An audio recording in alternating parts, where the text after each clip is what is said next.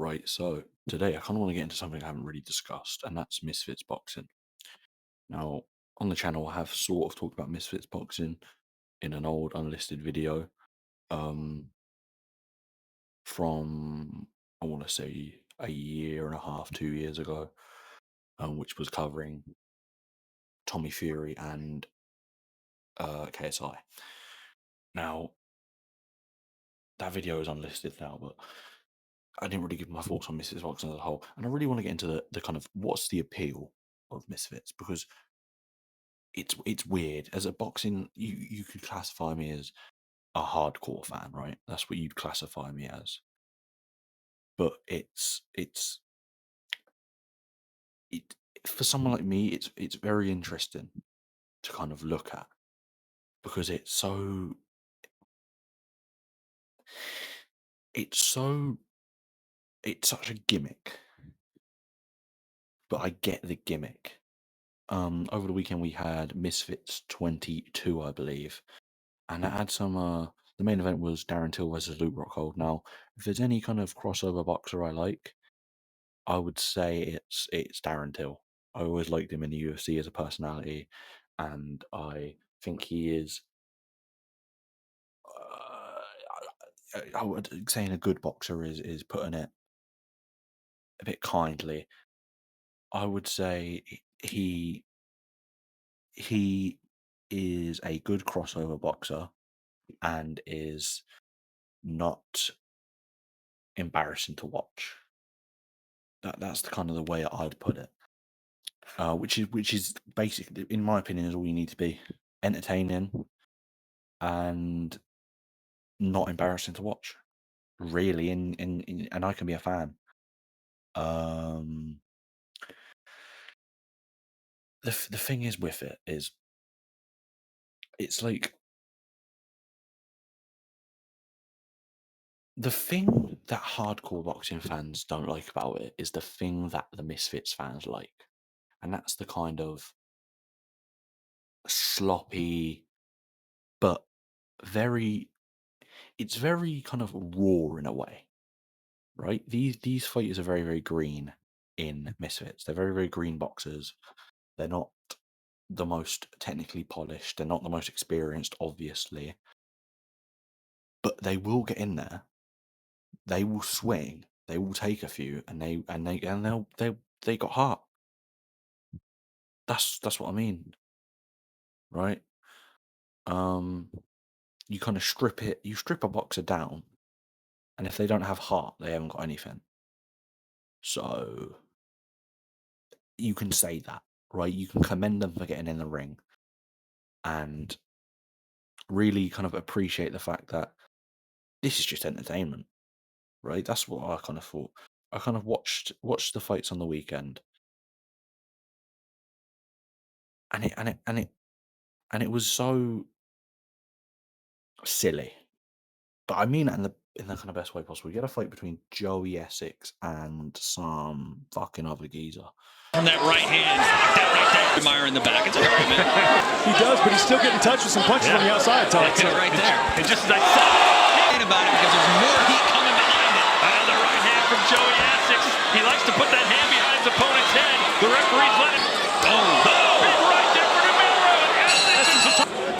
Let's check it with. Big right hand for Joey Essex. And they're going to give him a standing eight. I don't know about that. Whoa.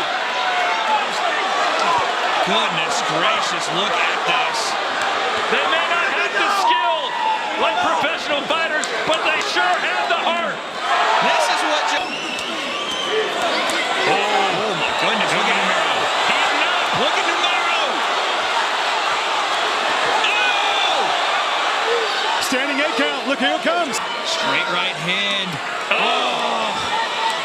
Numero comes back. This is a big round for him. This is such a big round for Numero. I think I got it a draw, boys. 10-8, 10-8. Each guy got a 10-9 round. This was a hell of a fight. I'm looking for a winner by majority decision. Joey Essex. Now, Joey Essex is known in the UK. He's a bit thick. He's apparently thick anyway. But reality show star, I guess.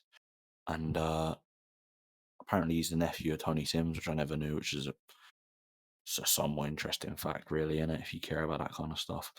But what I found to be, it was a good little fight. It was a really good little fight. Um, like, but what can I really say? Like, there was nothing there technically, right? He was keeping to the center line. He was very predictable. He's kind of dipping to his right and slinging a big overhand. He was getting hit in moments and just kind of putting his hand in front of his face and walking back up. There was no shape to his work. There was nothing. There's not really. I can't really critique it technically because there's nothing there technically. But if the boys didn't put on a fight, like they put on a fight, they put on a scrap. You know what I mean? That's it. Like what? Okay, I'm gonna make a very bold. I think it's bold, but I think actually people will agree with me. Canelo versus William Scott.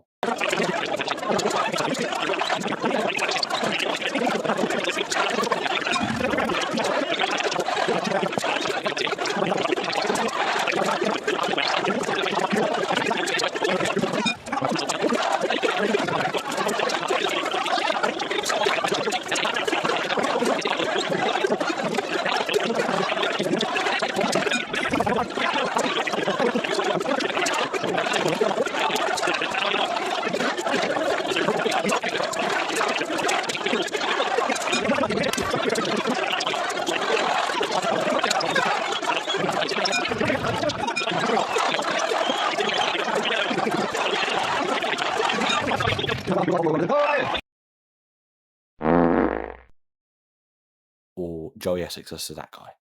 What's more embarrassing to boxing? Is it world-class operators going in there and throwing no punches, running around the ring? Or is it two raw novices getting in there and having a scrap and putting on a good show? Genuine question. I think it's more embarrassing for the world-class, the pinnacle of the sport, to be making a fool out of themselves than the people who just get in there and put their art on their sleeve. It's really interesting. I wouldn't say I'm a fan of Misfits, but I'm kind of. I get it. I do get it. I do get it. It is. It is. The appeal. Like I said, the appeal of it. The thing that. The thing that hardcore boxing fans don't get is what appeals to the Misfits fans, and that is the raw technique. Like there's the complete lack thereof technique, and just the scraps. And there was other fights in the card. Salt Pappy versus Tony Ferguson. Salt Pappy looked quite useful. Nothing special, but useful. Like he looked like he'd trained and have a few fights, and in terms of the crossover boxing world, was quite talented. Tony Ferguson picked up his first win in a while. I would have let the fight go on for 5 more seconds. If it carried on going the way it was, I would have stopped it. But I'm just happy to see Tony win. Seeing Tony win is, oh, that's so nice. Do you know what I mean? Dylan Dennis versus Joey Spencer, or Warren Spencer, I think it was. I don't know who Joey Spencer is. Warren Spencer. That was the first ever Misfits MMA fight, apparently, and well, Warren Spencer, the complete MMA novice, decided to throw his neck into Dylan Dennis's armpit. I mean, I can show the entire fight without getting copyright striked, so I've probably done that, but Warren Spencer has balls of steel. Sorry for the bad language, but he does. All right, here we go. Let's see how aggressive Dennis is to take Spencer down, who's a very good striker. I like that attempt there from Warren. And again, You don't grapple with a grappler, though. This is going to go bad. This is going to go very bad. It's over. It's over. It's over. It's over. You cannot. that's not much I can say. The co-main was the co-main event the Tony fight. Yeah, it was. The main event, Darren Till, Luke Rockhold. Luke Rockhold's always had issues with his hands. Never had great hands. He's never had a great chin. He's always been known more for his kicks and jiu-jitsu. Darren Till,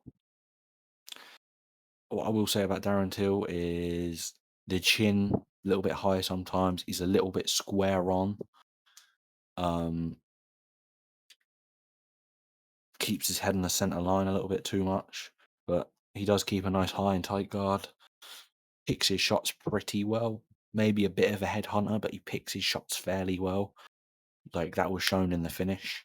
Kind of split the guard with an uppercut, brought the straight left hand through. Keep Darren Till at bay because Darren Till's locked in right now. Yeah.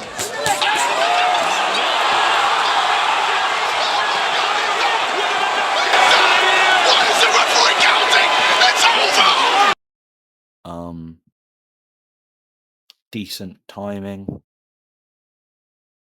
Hand speed is meh. Can clearly throw in combos, judging by the finish. But is more of a single shot kind of guy. More of a sniper, but he's got power, so it's okay. It wasn't embarrassing. And I get it now. I do get it.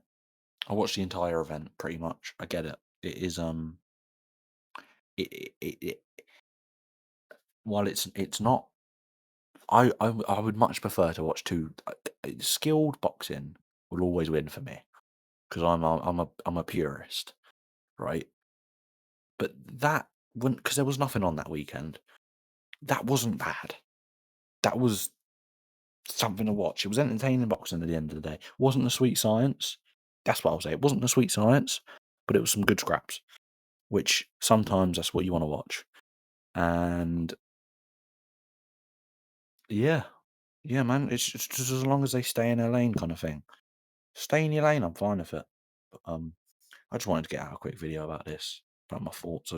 It's very interesting to me, and I've kind of I want to make more videos that really recently.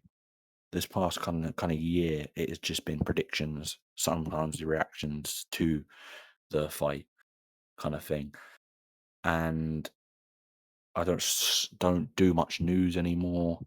Just kind of stuff like that. I had a good little run last year in like October.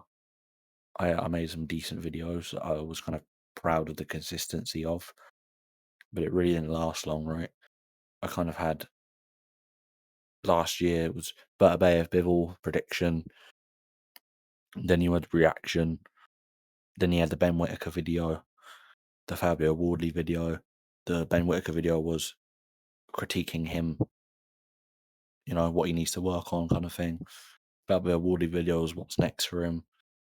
After that very good win, then he had the Max Holloway Topuria prediction, the Max Holloway Topuria reaction, and then there was nothing until 2 months later, and then 2 months later, and then kind of 3 months later, and then 2 weeks ago, 2 weeks ago, 2 weeks ago, 3 days ago, 1 hour ago, at the time of this. So yeah, I'm happy with the way it's gone. I just wanted to broaden the horizons a little bit. So thank you for watching. Goodbye.